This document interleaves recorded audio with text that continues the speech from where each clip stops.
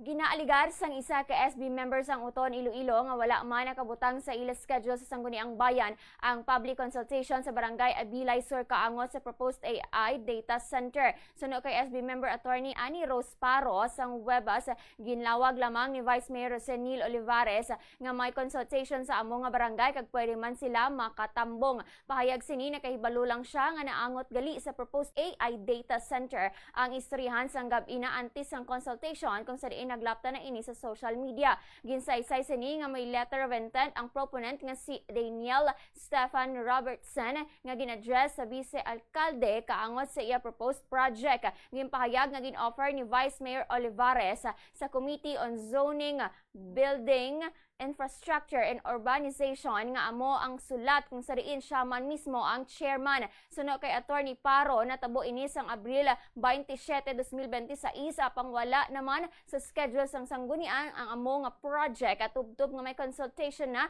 ang Abilay Sur nga iyaman sang barangay.